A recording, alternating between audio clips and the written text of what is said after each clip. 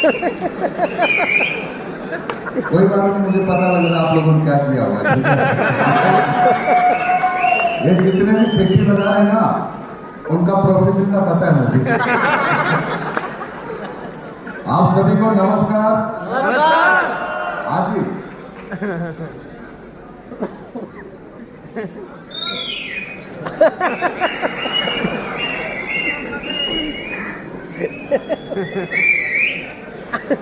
अरे भैया यहाँ मत बजा, निकल जाएगा यहाँ भी टाइम, ठीक है सिटी बजाने में।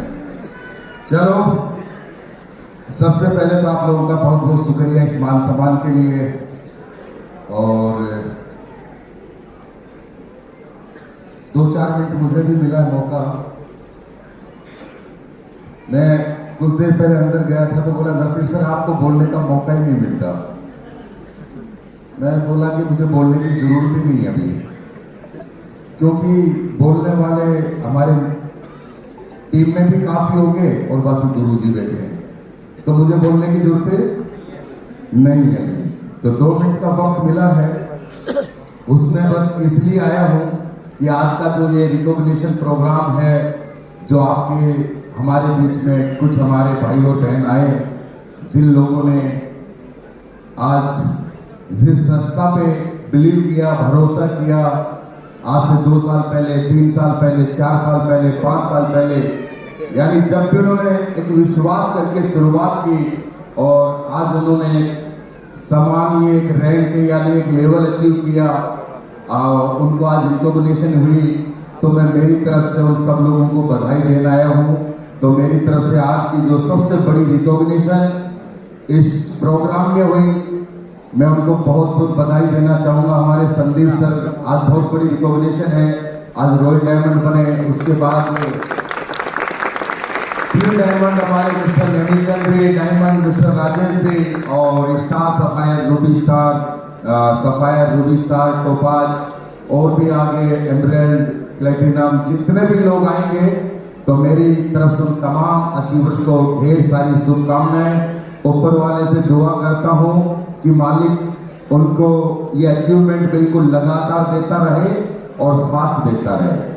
और आप लोगों को भी बधाई देना चाहता हूं कि अभी तक आप लोग यहाँ पे बहुत देर से मैं देख रहा हूं कि जब से आप लोग आए हो 10-11 बजे से अभी तक वैसे के वैसे बैठे हैं आप लोग। तो एक बात तो ये समझ में आती है कि जिंदगी में कुछ न कुछ तो करना चाहते हैं हम लाइफ में। तो आज ये प्रोग्राम आप लोगों ने देखा, कैसा फील कर रहे हैं इस प्रोग्राम को देख के, पर पूछना चाहता हूं मैं आप लोगों से। आवाज नहीं आ रही, बार बार मैडम ने भी, अरे भैया मैडम भी शेखा वाटी थी, उन्होंने भी जोर लगा दिया, आपके बीच में भाइयों ने भी जोर लगाया। और राजस्थान के लोग इतने ठंडे तो नहीं होते, हाँ? ये क्या बात है, जोर से बहुत देर से देख रहा हूं मैं, ऊपर वाले तो खाली सिट्टी मारने में तेज है और कहीं नहीं है, हाँ? जोश है कुछ, ऐसा फील करा सकते हैं। आज ये शो लाइव चल रहा है, पता आप लोगों को? ये शो लाइव चल रहा है, पूरा इंडिया देख रहा है, बहुत जगह आज। और फिर वो देख रहे होंगे ऐसा ही है क्या राजस्थान के लोग, बिल्कुल ऐसे सामने दिखाओ जरा एक बार राजस्थान वाला जोश। ऐसे पता लगना चाहिए कि नहीं लगना चाहिए, है ना? तो बस मैं यही पूछना चाहता हूं कि जितने भी लोग आपके बीच में आए, देखो संदीप सर आज बिल्कुल कैसे लग रहे थे, बड़े बड़े चेक आ रहे हैं, 60-60 लाख के, 22-22 लाख के चेक, तो लग्जरी कारों की बात हो रही है। कितने लोग चाहते हैं कि ऐसी जिंदगी, ऐसी लाइफ हमारी भी होनी चाहिए? दिल से चाहते हो? तो पहले क्यों नहीं चाहते थे?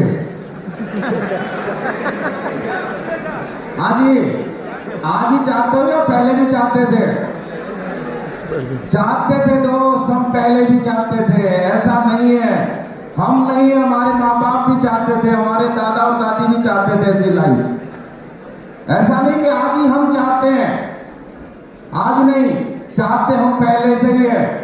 लेकिन सबसे बड़ी विडंबना ये, सबसे बड़ी प्रॉब्लम ये है, हर आदमी आदमी ने एक ही बात बोली आने के बाद, platform opportunity, platform opportunity, platform opportunity. कम से कम 25 लोग इस भाषा को बोल के गए हैं। मुझे नहीं पता ये बात किसको समझ में आई और किसको नहीं आई, मुझे नहीं पता। किस आदमी का कहां पे दिमाग होगा, किसी का कहीं पे माइंड लगा होगा। बहुत सारे लोग यहाँ बैठे जरूर होंगे लेकिन माइंड पता नहीं घर में होगा। अभी मैडम ने दूध निकाल रही होगी, निकाला नहीं निकाला, सब्जी काटे कि नहीं काटे, किसी का कहीं दिमाग होगा, किसी का कहीं है। लेकिन दोस्त सबसे बड़ी जो बात बोली, मेरी बात को समझना, जिंदगी में कामयाब होना हर इंसान चाहता है और हम भी चाहते थे। हर इंसान के सपने होते हैं, हमारे भी सपने थे और हैं, हमारे बुजुर्गों के भी सपने थे। लेकिन सबसे बड़ी प्रॉब्लम ये है कि आम आदमी के पास, मिडिल क्लास आदमी के पास में दो सपने पूरे करने के लिए, जिंदगी को जीने के लिए कोई मौका ही नहीं होता। क्योंकि बचपन से लेके इस देश के अंदर 90% जो पब्लिक है, 90% जो पॉपुलेशन है, इस बात को समझना। मुझे नहीं पता आप कितने पढ़े लिखे हैं, कितने समझदार हैं भाई, ये आप जानते हो, मैं नहीं जानता। मैं तो 10 पढ़ा लिखा हूं, मैं आपको समझा नहीं रहा हूं, आपका भाई हूं। बस ये मेरा थोड़ा सा तजुर्बा मान लेना, कहीं कहीं मैंने ये ठोकरें खाई हैं। यानी देश के अंदर 90% लोग ऐसे हैं जो मिडिल क्लास हैं, और मिडिल क्लास लोगों के बीच में एक ही बात बचपन से सिखाई जाती है, बेटा पढ़ाई कर और नौकरी कर, तुम्हारी भी जिंदगी बन जाए और हमारा भी बुढ़ापा कट जाए। और नौकरी तो सबको नहीं मिल पाती, कुछ लोगों को सरकारी नौकरियां मिल जाती हैं, लेकिन कुछ लोगों को गवर्नमेंट जॉब ना मिलने की वजह से किसी प्राइवेट सेक्टर में अपना टाइम पास करते हैं। दो सपने पूरा करने की तो बहुत दूर की बात है। क्यों? हम कमजोर नहीं है, इस बात को समझना। हम कमजोर नहीं है, हम मजबूत आदमी, हम मेहनती आदमी है, और बचपन से मेहनत करते आए आप और हम सब लोग। लेकिन हमारी प्रॉब्लम सबसे बड़ी ये है कि हमारे पास कोई मौका नहीं होता। दोस्त, मैं अगर अपने बारे में मैं बात करूं, नसीम खान नाम है मेरा, बेसिकली मैं हरियाणा से रहता हूं, हरियाणा से बिलोंग करता हूं, चरखी दादरी मेरा डिस्ट्रिक्ट है। बैकग्राउंड की बात करूं दोस्त तो ज्यादा कुछ नहीं, तकरीबन लोग मुझे जानते हैं और मैं झूठ भी नहीं बोलता हूं। मेरे गांव में मैं बोलता हूं, बिलीव करना या नहीं करना, क्योंकि भाई वो मैं हमेशा बोलता हूं कि मैं सीना फाड़ के नहीं दिखा सकता, सीना चीर के नहीं दिखा सकता। अरे जब एक इंसान जिसने खुदा को नहीं देखा, भगवान को नहीं देखा, तब उसमें इतना बड़ा बिलीव करते हैं। आज हम कितने लोग यहाँ पे बैठे हैं, अमेरिका कितने लोग गए आप में से, कनाडा कितने लोग गए, लेकिन दुनिया में है या नहीं है? भरोसा करते हैं ना, भगवान है, खुदा है। तो दोस्त, इस बात को बिलीव करना कि मेरे गांव में अगर सबसे कोई गरीब इंसान था तो ये नसीम खान था। दीवारों की बात छोड़िए, मेरे पास एक कच्ची झोपड़ी होती थी, पिताजी मेरे मजदूर थे, बीमार रहते थे, और बीमारी किसी के बस की बात नहीं है। बीमार रहते थे, बचपन से ही मुझे सौभाग्य प्राप्त हुआ। लोग बोलते हैं ना सौभाग्य प्राप्त हुआ, और मुझे बचपन से मजदूरी करने का सौभाग्य प्राप्त हुआ। 8th क्लास से मैंने मजदूरी शुरू कर दी थी दोस्त। कभी पढ़ाई करता था, कभी मजदूरी करता था, कभी स्कूल, कभी मजदूरी, कभी स्कूल, कभी मजदूरी, जैसे तैसे खींच खांच करके मैंने 10th पास की। लेकिन दोस्त मैं आगे नहीं पढ़ पाया, जिम्मेवारियां और बढ़ गई। अब मेरा काम करना मेरी मजबूरी बन गई थी, क्योंकि परिवार, मेरे बाबा और 2 मेरे भाई, ये मेरी बड़ी जिम्मेवारी हो गई। तो दोस्त, इत्तेफाक से ऊपर वाले ने पता नहीं किसकी वजह से ये सुना कि मैं फौज में भर्ती हो गया, और फौज में भर्ती होने के बाद मुझे ये खुशी हुई कि क्योंकि हमने वो वक्त देखा, कभी रोटी मिलती थी, कभी एक वक्त की मिली, कभी नहीं मिली। शाम को ऐसे इंतजार करना पड़ता था कि आज का चूल्हा कैसे जलेगा। लेकिन जब मैं आर्मी में चला गया, तब ऐसा एक दिल में तसल्ली हो गई थी कि आज के बाद कभी भूखा नहीं मरना पड़ेगा। तो दोस्त, 22.5 साल नौकरी की मैंने। एक कच्चे मकान था मेरे पास, बिलीव करना, उसमें भी पानी टपकता था। आप लोग राजस्थान के समझते इस बात को, पानी टपकता था। बट जैसे तैसे जिंदगी को झेलते गए, इस दुख तकलीफ को झेलते गए। और लोग बोलते हैं ना, ये मेरा रिश्तेदार, ये मेरा भाई, ये मेरा दोस्त, कोई किसी का नहीं होता। हमारे परिवार में रिश्तेदारी में बहुत सारे मजबूत लोग थे, लेकिन किसी ने साथ नहीं दिया। इस बच्चे पे बहुत बड़ी तकलीफ थी, लेकिन जैसे तैसे करके दोस्तों, ये आज क्यों बताना चाह रहा हूं, मैं इसलिए बताना चाह रहा हूं, कुछ लोग मजे लेने के लिए आए होंगे, कुछ लोग सिट्टी बजाने के लिए आए होंगे, कुछ लोग टाइम पास के लिए आए होंगे, लेकिन कुछ लोग मेरे जैसे भी होंगे जो भी बैठे हैं यहाँ पे, कुछ लोग मेरे जैसे भी होंगे। दोस्त थैंक यू।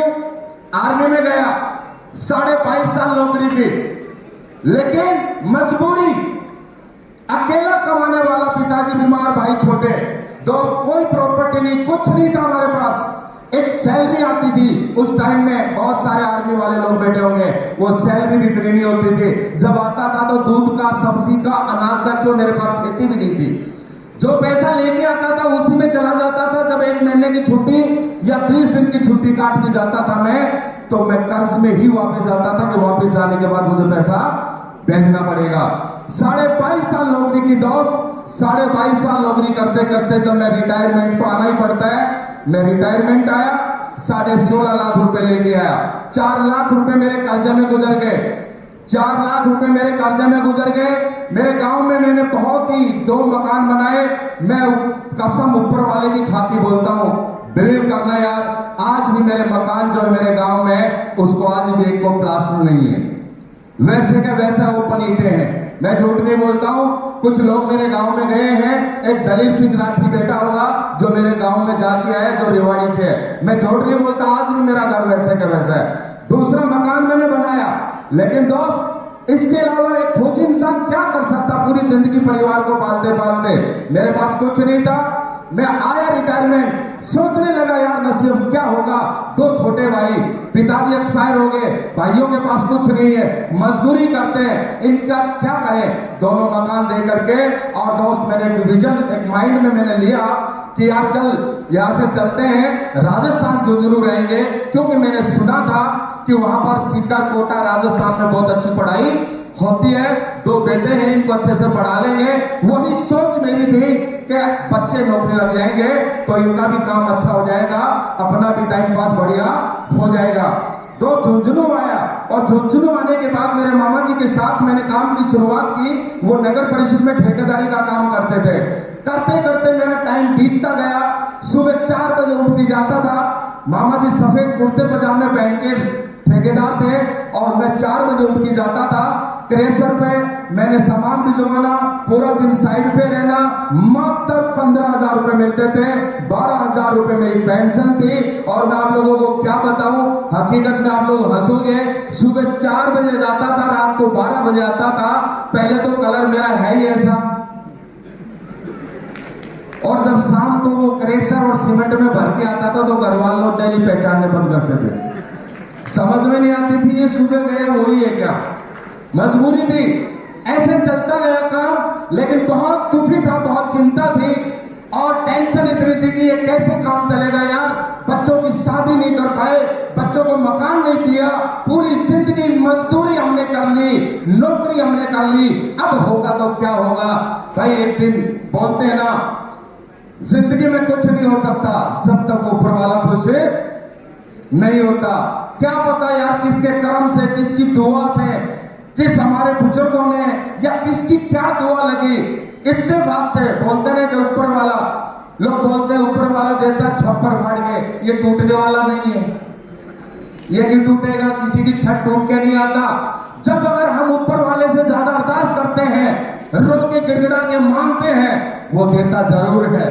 तो किसी ने मेरे परिवार ने, मेरे बच्चों ने, मेरे माँ बाप ने हमारे लिए दुआ की होगी, और ऊपर वाले ने सुना तो एक मौका भेजा। मैंने पहले बोला था कि जिसके बारे में बोलते हैं अपॉर्चुनिटी, और वो अपॉर्चुनिटी मैं बोलता हूं दोस्त कोई और नहीं, मेरे पास कोई शब्द नहीं, वो अपॉर्चुनिटी देने वाले, वो प्लेटफॉर्म देने वाले हम सबके महागुरु मिस्टर महिपाल गुरु जी के लिए पर जबरदस्त ताली होनी चाहिए, जबरदस्त ताली होनी चाहिए।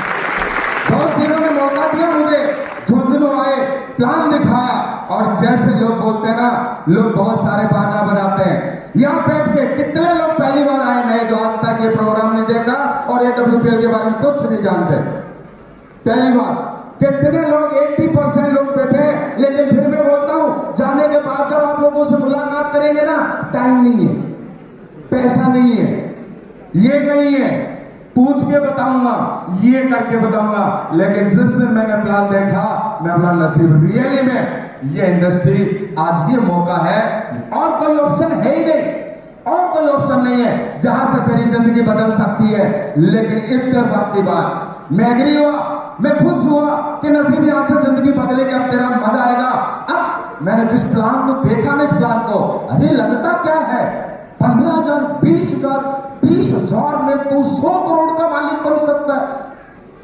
15,000 में 15,000 की चाय की थैला नहीं खुलता, पान पट्टी की दुकान नहीं खुलती, तू कौन से बिजनेस की बात कर रहा है?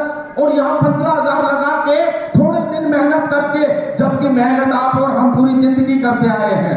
कौन इंसान है जिसने आज तक मेहनत नहीं की? सब लोग कामयाब बैठे हैं यहाँ पे जो अपने परिवार की जिम्मेवारी चलाते हैं। हर इंसान कामयाब बैठा है। हमने भी अपने परिवार की जिम्मेवारियां निभाई है, उनका पेट पालन पोषण किया है, उनकी जरूरतें पूरी की है। तो दोस्त, काम प्लान में जब सबने बताया नसीब खान 4-5 साल मेहनत कर ले, 4-5 साल मेहनत करके तेरी जिंदगी बदल जाएगी। सर करना क्या होगा? बस 15,000 लगा के शुरुआत कर। मगर सर 15,000 से शुरुआत होती है तो मैं पक्का तैयार हूं। लेकिन गलत फहमी, वहीं पे मेरे मामा जी बैठे थे, वहीं पे साथ में मेरे मामा जी बैठे, और जैसे मैं सुन रहा हूं वैसे वो सुन रहे थे। आप में भी बहुत सारे लोग ऐसे होंगे, एक के दिमाग में आएगा, लेकिन एक पूरा प्रोग्राम देखने के बाद नहीं बोलेगा चल चल फंसना नहीं इन लोगों के चक्कर में, एक नौटंकी। तो दोस्त, मेरे मामा जी मेरे पास बैठे, एक रूम के अंदर बैठे, और जब रूम के अंदर थोड़ा सा दरवाजा खुला तो वो प्लान देख के बाहर गए, और मेरा इतना एक्साइटमेंट, इतना मेरी जिंदगी में पहली बार खुशी हुई कि साला आज तो जिंदगी में किसी ने बताया कि करोड़पति कैसे बना जाता है। मेरे अंदर इतना एक्साइटमेंट, और मेरा मामा जी दरवाजे की उस झरोखी में से कर रहा,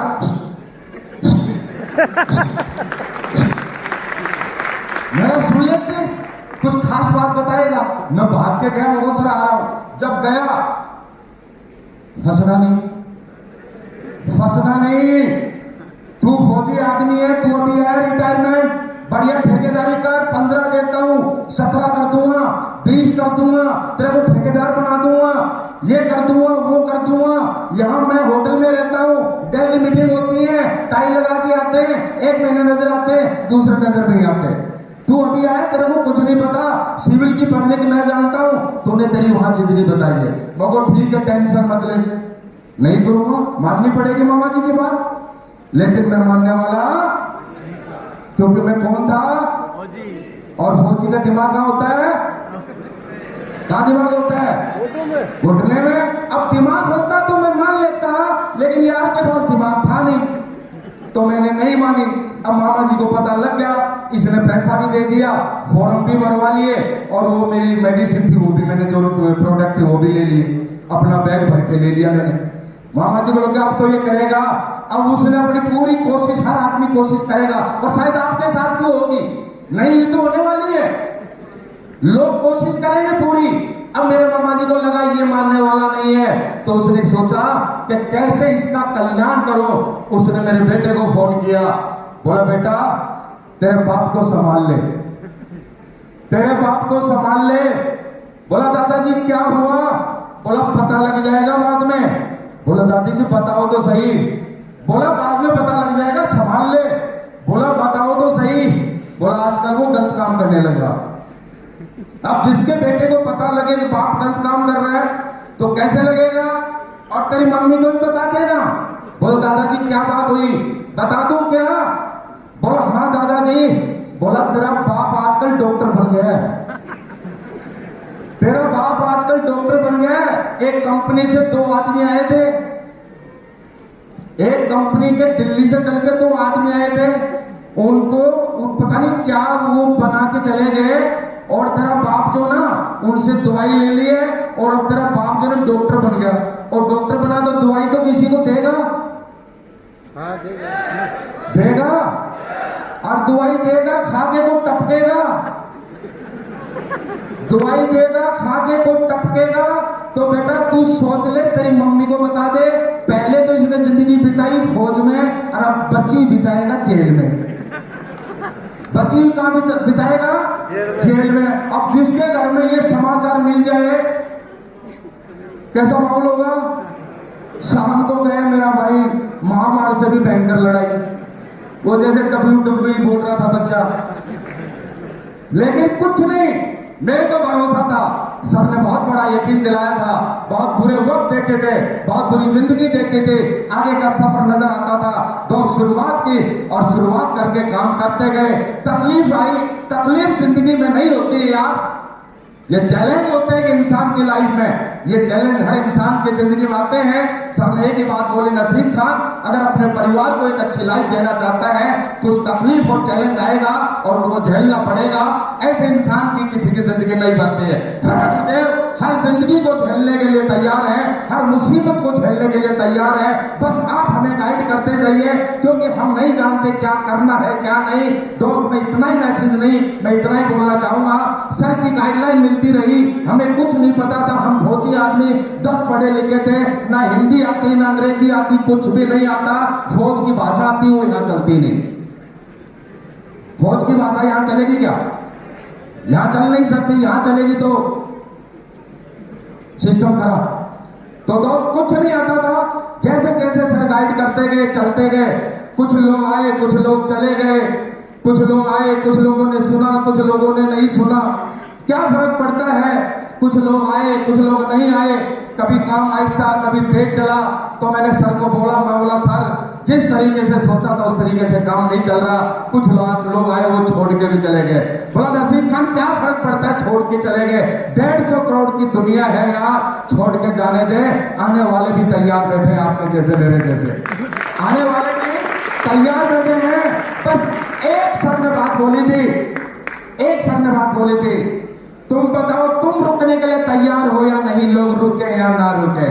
मैं बोला गुरुजी मैं तैयार हूं। तो बोले याद रखना मेरा वर्ड एक दिन कंपनी का ब्रांड एम्बेसडर बनेगा। ये वर्ड सर ने बोला था। मैं गुरुजी मैं रुकूंगा, मैं रुकूंगा, लेकिन फिर बीच बीच में थोड़ी सी लालच आता है ना, लालच। आज इस काम को कर रहे हैं, बीच में कुछ ज्यादा थोड़ा सा लालच नजर आता तो बोले इसको कर लो। तो मेरे साथ कुछ लोग थे, एक इन्वेस्टमेंट कंपनी आई, वो बोरी भर भर बनाती थी, पैसे ले जाओ लो ऐसे बनाती थी। तो वो मेरे साथ अच्छा खासा काम कर रहे थे, वो बोरियों के चक्कर में भाग गए। बोरियों के चक्कर में भाग गए तो फटाफट पैसे कमाने लगे।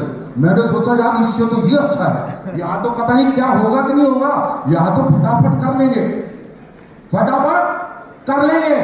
लेकिन क्या हुआ, टाइटैनिक डूब गया। समझ में आई बात? टाइटैनिक डूब गया। दोस्तों वो 2-4 महीने तो रहे, बाद में अभी तक भी गायब है, वो अभी तक भी गायब है। लेकिन हमने दोस्त काम की शुरुआत की, हम ब्रॉन्ज भी बने। क्या बोल सकता हूं मैं दोस्त, कंपनी का 18 लेवल है, ब्रॉन्ज, ब्रॉन्ज से silver, gold, platinum, emerald, topaz, Ruby star, sapphire, star sapphire, diamond, blue diamond, black diamond, royal diamond, crown diamond. आज कंपनी का एम्बेसडर 15 रेट कंप्लीट है। 2,500 से शुरुआत हुई थी, 2,500 के चेक से शुरुआत हुई थी, 15,000 देकर के मेरी ज्वाइनिंग हुई थी। 2,500 का पहला चेक था और आज की अगर मैं बात करता हूं तो महीने के 32 लाख रुपए लेता हूं। कंपनी से 32 लाख रुपए महीना एवरेज आती है और टोटल अचीवमेंट की बात करता हूं तो 13.5 करोड़ को क्रॉस कर चुका हूं। देश विदेश की बातें नहीं, गाड़ी मैडम पहले बता चुकी है। आज अगर लग्जरी कार आती है तो आपको पता अपनी टीम में ही आती है। ये वादा करता हूं दोस्त, जितने भी लोग आए हो, अगर आपके पास अगर कोई मौका है तो भले ही कुछ भी कर लेना। और रियली अगर लगता है अपने परिवार और माँ बाप, अपने बच्चों को अगर अच्छी जिंदगी देना चाहते हो, इससे आसान, इससे सस्ता प्लेटफॉर्म और मौका नहीं मिलेगा। बस थोड़ा सोच के जाना, दुनिया में बहकाने वाले बहुत मिलेंगे, लेकिन आपकी जिंदगी, जब हम जैसे लोगों की जिंदगी सुधर सकती है, जब इन लोगों की जिंदगी सुधर सकती है, तो क्यों यार आप में हमारे में कोई ज्यादा फर्क है क्या? जिंदगी आपकी भी सुधरेगी। लोग आज भी मुझे बोलते हैं, जिन लोगों को मैंने बताया लोगों ने नहीं सुना, लोग आके बोलते हैं अरे मैंने पहली गाड़ी, मेरे पास मोटरसाइकिल थी, मकान नहीं था, झुंझुनू किराए के मकान में आया तो बोला सर, मैंने बताया बहुत सारे लोगों को मोटरसाइकिल थी तो मैंने पहली कार ली डिजायर। जब डिजायर ली तो उस समय लोग मुझे बोलते थे, मेरे पड़ोसी, बोला भाई किराए के मकान में क्यों रहता है, लोन लेकर के 2 मकान तो बना ले कम से कम। मैं बोला बनाऊंगा यार, लेकिन वही बात आ गई कि मैंने गाड़ी ले ली। जब गाड़ी ले ली तो लोगों ने बोला रियली में फौजी का दिमाग होता ही नहीं, किराए के मकान में पड़ा है और इसकी नखरे देखो, इसने कार पहले खरीदी है, लेकिन उनको ये नहीं पता ये कर क्या रहा है। सुन रहे हो भाई? उनको ये पता नहीं क्या कर रहा है। तो मैंने कार ले ली। जब लोग सोचने लगे यार ये क्या करता है। कार लेने के बाद मेरे पास मकान नहीं था, तो दोस्त उसी झुंझुनू में मैंने छोटा सा एक मकान बना लिया 1.5 करोड़ का। तो फिर लोगों को लगा मुसलमान है, कोई 2 नंबर का काम कर रहा है, लोग नजर रखने लगे। अब वो हमारा धंधा ही ऐसा है, साला दुनिया के सारे कुत्ते सो जाते हैं तब हम आते हैं घर में। नेटवर्कर कब आता है? 12 बजे के बाद बीवी बच्चे जो गली के कुत्ते टाउन टाउन करते वो सो जाते हैं, तब अकेले आते हैं बैग लेके हम। कोई बात नहीं। तो लोगों को लगा डाउट हो गया, कुछ तो है। सुबह जल्दी जाता है, रात को लेट आता है। तो गुरुजी ने बोला यार क्या ये डिजाइन लेके घूम रहा है, कुछ लग्जरी ले ले। वो गुरुदेव बताओ। तो दोस्त मैंने एक रेड कलर की ओडी ले ली। तो मोहल्ले वालों को, रिश्तेदारों को और डाउट हो गया, अब तो पक्का ही कोई गड़बड़ कर रहा है ये। लेकिन दोस्त इत्तेफाक से ऊपर वाले के, पता नहीं यार ऊपर वाले की मर्जी है, और मेरी ओडी का अचानक कोई एक्सीडेंट हो जाता है। आज तक मैंने नहीं बताया। तो लोगों को इतनी खुशी हुई जितनी मुझे ओडी लेने की खुशी नहीं हुई। इतने खुश हुए, देखा साला हवा में उड़ता था, अब आया जमीन पे, अब आया सब लोग। लेकिन उनको नहीं पता था तुम्हारा बाप 1 महीने के अंदर रेंज रोवर लेके आ रहा है 1 करोड़। तो 1 महीने में लगा रेंज रोवर लाए। फिर लोगों ने बात करनी बंद कर दी, हमारी चर्चाएं बंद कर दी। अब पूछते रेंज रोवर कितने की, मगो 15,000 की। क्यों मजाक कर रहे हैं? ओडी कितने की थी, वो भी 15 की। मकान कितने का बना, मगो ये भी 15 में। बोले क्यों झूठ बोल रहे हैं? तो मेरे भाई मेरे पास था क्या, लगाए तो 15 ही थे। तो तैयार है आप लोग सारे? करने के लिए तैयार हो? करना चाहिए। तो दोस्त ये मैं नहीं बोल सकता, आज मेरे गुरु हैं। धन्यवाद उस शख्सियत को जिसने ऐसी इंडस्ट्री बनाई हम जैसे लोगों के लिए। धन्यवाद हो मेरे महागुरु को, आज जिनकी बदौलत ये मुझे मौका मिला। मेरे पूजनीय, मेरे आदर्श हैं। और दोस्त जितने भी लोग बाहर घूम रहे हैं, आज जाने नहीं देना, कान पकड़ के ले आना। अगर चले गए तो किसी गरीब के साथ बुरा हो जाएगा। जबरदस्ती खींच के बिठा देना। जिंदगी कैसे बदल सकती है आम आदमी के, उसके लिए क्या करना पड़ेगा, क्या नहीं करना पड़ेगा। मैं ज्यादा बोल गया, गुरुदेव माफी चाहूंगा। आप लोगों ने मुझे सुना, आपके लिए बहुत बहुत धन्यवाद। लेकिन अगर रियली में समझदार हो तो आज महागुरु मिस्टर महिपाल गुरु जी को सुन के जाना और फिर सोचना कि आज कहीं से आए हैं। तो मेरी तरफ से बहुत बहुत धन्यवाद। Thank you.